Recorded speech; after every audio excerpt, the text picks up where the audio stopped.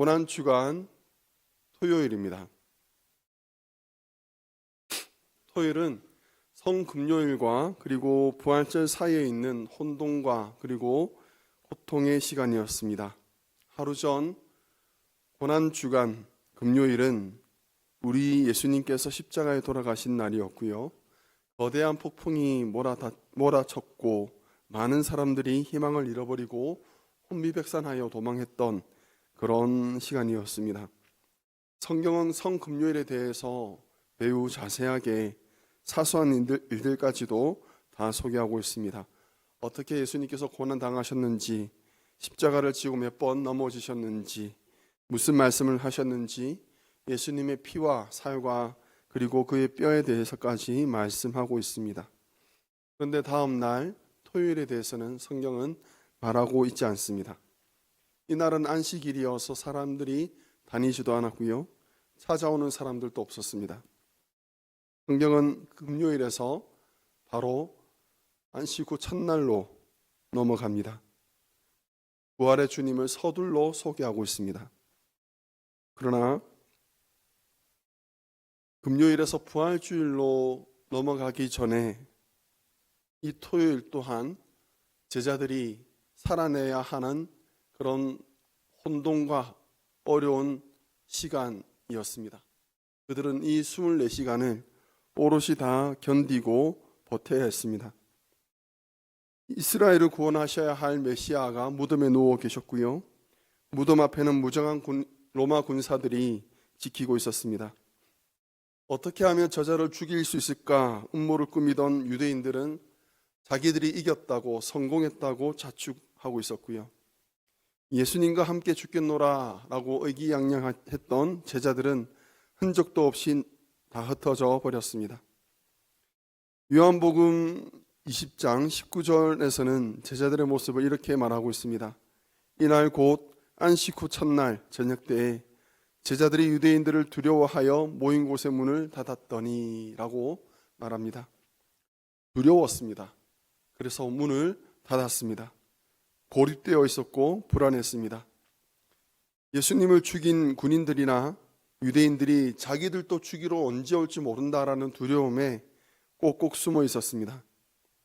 이렇듯 고난주간 토요일은 언제 끝날지 모르는 고통과 두려움으로 이들은 버티고 있었습니다. 우리도 마찬가지입니다. 언제 끝날지 모르는 고난과 고통, 내일을 알지 못하는 그런 두려움으로 인하여서 많은 이들이 버티고 있는 그런 시간이기도 합니다. 이 혼돈의 시간이 빨리 지나갔으면 좋겠습니다. 빨리 기쁨의 부활주일이 왔으면 좋겠습니다만 그렇다고 해서 시간을 당길 수 있는 것도 아닙니다. 그러나 우리가 이 시간을 예수님을 통해서 본을 배우고 이 시간을 예수님처럼 믿음으로 보낸다면 그것은 우리에게 큰 도움이 될 것이라 생각합니다. 말씀드린 바와 같이 성경은 토요일에 대해서 많은 이야기를 하지 않습니다. 그래서 제자들을 통해서 교훈을 얻을 수는 없었습니다. 그러나 예수님 또한 두려움과 혼돈의 시간을 보내셨습니다. 바로 겟세마네 동산에서 십자가를 앞두시고 기도하실 때 예수님의 모습이 바로 두려움의 시간, 혼돈의 시간을 보내는 바로 그런 모습을 우리가 발견할 수 있습니다. 겟세마네에서 우리는 예수님을 통해서 세 가지 본을 발견할 수 있습니다. 우리가 그 세 가지 본을 통해서 이 혼돈의 시간을 어떻게 이겨낼 수 있을지 한번 살펴보도록 하겠습니다. 먼저는 가까운 친구에게 도움을 구하셨습니다. 마태복음 26장 말씀인데 이에 말씀하시되 내 마음이 매우 고민하여 죽게 되었으니 너희는 여기 머물러 나와 함께 깨어 있으라. 예수님은 함께 올라갔던 베드로와 야고보와 요한에게 자신을 위해서 기도할 것을 부탁하셨습니다.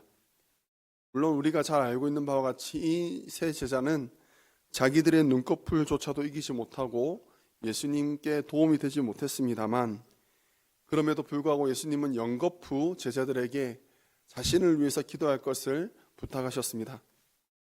그만큼 예수님은 기도가 필요하셨습니다. 기도에는 능력이 있습니다. 기도에는 역사하는 힘이 있습니다. 그래서 야고보는 우리에게 권면을 하기에 이렇게 말합니다. 야고보서 5장 말씀, 너희 중에 병든 자가 있느냐? 그는 교회 장로들을 청할 것이요 라고 말합니다. 홀로 버티지 말고 청하라고요. 교회 장로들을 청하고 믿음의 성도들을 청하고 같이 기도하라고요. 그들은 주의 이름으로 기름을 바르며 그를 위하여 기도할지니라. 믿음의 기도는 병든 자를 구원하리니 주께서 그를 일으키시리라. 믿음의 기도는 역사하는 힘이 많다라고 성경은 말합니다. 사도 바울은 그렇게 열심히 복음을 전하기 위해서 이곳저곳 많은 성들을 다녔지만 그는 편지를 쓰면서 말하기를 자신을 위해서 기도하기를 계속해서 당부했습니다. 나를 위해서 기도할 것은 담대히 주의 말씀을 전하게 하게 해달라고 그가 그렇게 부탁을 했었습니다. 왜 그럴까요? 기도에는 능력이 있으니까요. 사랑하는 성도 여러분, 교회에 기도를 부탁하십시오. 여러분의 간구하는 바, 여러분들이 지금 씨름하고 있는 바 홀로 씨름하지 마시고 교회 장로들에게, 믿음의 지체들에게, 여러분들 사랑하는 성도들에게 기도를 부탁하십시오. 믿음의 기도는 역사하는 힘이 큽니다.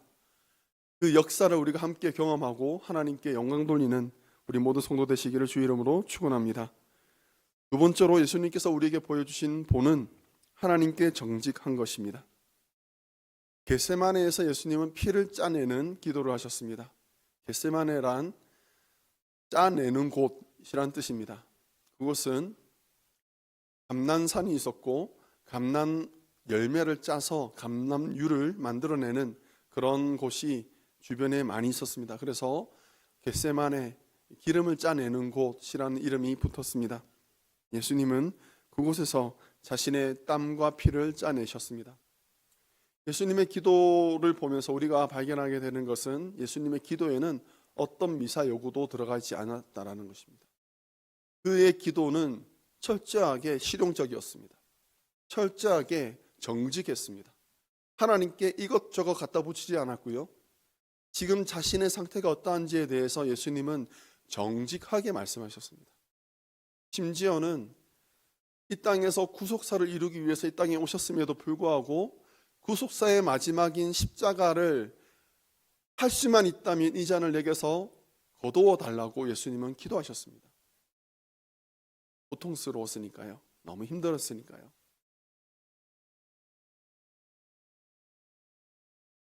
하나님의 마음에 합한 자 다윗이 시편에서 이렇게 기도합니다. 여호와여 어찌하여 멀리 서시며 어찌하여 환난 때에 숨으시나이까. 다윗의 기도에는 하나님에 대해서 정직하게 자신이 느끼고 있는 바를 솔직하게 이야기하고 있었습니다. 동방의 의인이라고 불렸던 욥은 이렇게 기도합니다. 내가 주께 부르짖으나 주께서 대답하지 아니하시오며 내가 섰사오나 주께서 나를 돌아보지 아니하시나이다. 주께서 돌이켜 내게 잔혹하게 하시고 힘있는 손으로 나를 대적하시나이다. 이런 기도를 하는 이가 어떻게 의인이라고 불릴 수 있습니까? 그러나 욥은 하나님께 정직하게 기도했습니다. 믿음의 싸움을 용감히 싸웠던 엘리야는 로뎀나무 아래에서 차라리 자기의 생명을 거둬가 달라고 기도했습니다. 우리가 배워야 할 기도는 바로 이것입니다. 하나님 앞에 정직하게 드리는 기도. 그럼에도 불구하고 하나님께 매어 달려서 끈질기게 간구하는 기도. 어떤 형식이나 격식을 요구하지 아니하고요. 다만 정직하게 하나님께 붙들리는 그런 기도를 하나님은 우리에게서 기다리고 계시는 것입니다. 고난의 시기에 예수님께서 보여주신 세 번째 본은 하나님을 전적으로 신뢰하셨다라는 것입니다. 예수님께서 감람산에서 그렇게 기도하실 때 이렇게 기도를 마무리하시지요. 그러나 나의 원대로 마옵시고 아버지의 원대로 하옵소서. 그리고 누가복음 23장에서는 아버지 내 영혼을 아버지 손에 부탁하나이다 라고도 기도하셨습니다. 자신의 솔직한 간구를 하나님께 드리고 하나님께 자신의 마음을 다 표현하면서도 불구하고 예수님께서 드리시는 그 기도의 핵심에는 무엇이 있느냐? 하나님에 대한 철저한 신뢰가 담겨 있었습니다. 내 앞에 지금 십자가가 놓여 있고 내 마음이 괴로워서 죽을 지경이지만 그럼에도 불구하고 하나님께서 이루실 일은 선하다. 하나님께서 당신의 역사를 약속을 이루실 것이다 라는 것에 대한 믿음이 예수님은 확고하셨습니다. 큰 두려움 속에서 예수님은 자기의 뜻보다 하나님 아버지의 뜻을 더 신뢰했습니다. 그것이 더 좋은 줄 믿었기 때문입니다. 앞이 보이지 않는 불확실한 시대를 살아가는 우리가 깨달아야 하는 것은 내 고집만, 내 뜻만 고집을 부리는 것이 아니라 내 뜻보다 하나님의 뜻이 더 좋다라는 것을 우리가 믿어야 한다는 것입니다. 여러분 그것을 믿으십니까? 내가 생각하는 결론보다, 내가 준비한 과정보다 하나님께서 준비하신 결론과 그 과정이 더 좋다라는 것을 우리가 믿어야 합니다. 내 생각이 옳다고 주장하는 것, 그것은 우리의 교만함을 보여주는 것이기도 합니다. 하나님의 뜻이 옳습니다. 우리가 절실하고 다급할 때가 있습니다. 이것 아니면 안 됩니다. 이번이 기회입니다. 주님, 이것만은 확실하게 이루어야 합니다. 라며 자기의 뜻을 고집하는 것, 그럴 때가 우리가 있습니다. 그럴 때일수록 우리는 나 자신을 쳐야 합니다. 나 자신을 쳐서 하나님의 뜻에 복종해야 합니다. 예수님도 피와 땀으로 자기를 복종시키셨습니다.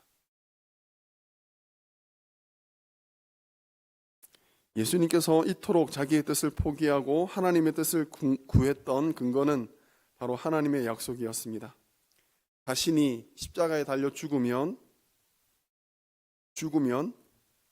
아버지께서 나머지 모든 일들을 다 담당하실 것이다 라는 믿음이 있었습니다. 내가 죽으면 새로운 보혜사 성령님께서 오실 것이고, 그리고 사랑하시는 교회를 세우시며 하나님의 나라가 확산될 것이다 라는 믿음을 예수님은 가지고 계셨습니다. 예수님께서 죽지 않으시면 이 일들이 이루어지지 않았던 것입니다. 사랑하는 성도 여러분, 절망할 일이 많은 그런 시기입니다. 그럴 때일수록 우리에게 주신 하나님의 말씀과 약속을 붙드시는 우리가 되기를 간절히 축원합니다. 하나님의 약속은 결국에는 이루어질 것입니다. 그리고 그 약속은 내가 준비한 결론보다 더 좋습니다. 이사야서 말씀입니다. 우리가 너무 좋아하는 말씀인데 83장 말씀 제가 읽어드리겠습니다. 너는 두려워하지 말라. 너는 두려워하지 말라. 내가 너를 구속하였고 내가 너를 지명하여 불렀나니 너는 내 것이라. 내가 물 가운데로 지날 때 너와 함께 할 것이라. 강을 건널 때 물이 너를 침몰하지 못할 것이며 내가 불 가운데로 지날 때에도 타지 아니할 것이요 불꽃이 너를 사르지도 못하리니 내가 내 눈에 보배롭고 존귀하며 내가 너를 사랑하였은즉 두려워하지 말라. 강을 건널 때에도 불을 가운데 지날 때에도 물을 지날 때에도 하나님께서 우리에게 약속하시기는 내가 너와 함께 하겠다라고 말씀하셨습니다. 그러므로 두려워하지 말라. 사랑하는 성도 여러분, 우리는 지금 어둡고 고단한 금요일과 그리고 토요일을 견디고 있습니다. 그러나 부활의 주일이 다가오고 있습니다. 여러분, 분명히 옵니다. 안 올 것 같죠? 그러므로 이 고난의 시기를 우리가 믿음으로 견뎌내시길 바랍니다. 서로의 형편을 살펴보아서 하나님의 뜻을 기쁘게 이루어가는 우리가 되기를 바랍니다.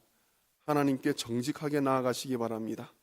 그리고 내 생각보다 하나님의 지혜를 더 신뢰하시기 바랍니다. 우리에게 주신 하나님의 약속을 붙드는 우리가 되기를 바랍니다.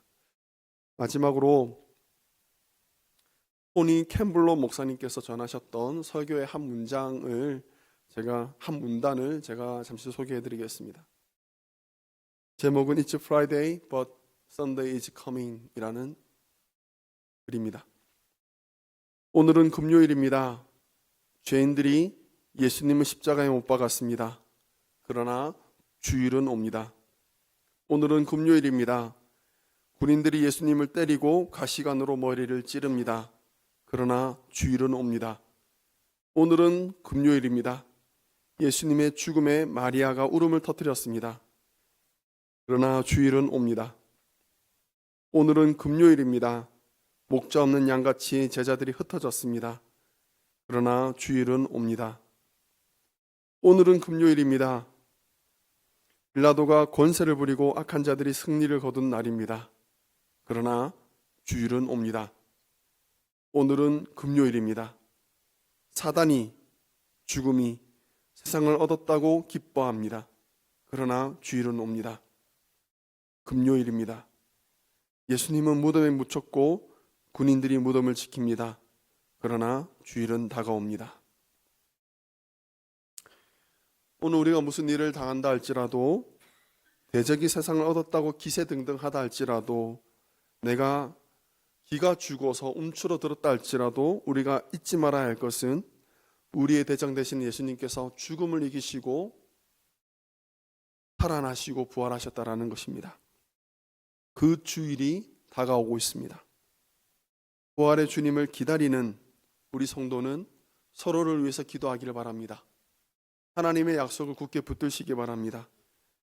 나의 뜻을 하나님의 뜻에 맞추어 복종시키는 우리가 되기를 바랍니다. 그래서 부활의 밝은 아침을 믿음으로 맞이하는 복된 성도 되시기를 주의 이름으로 축원합니다. 기도하겠습니다.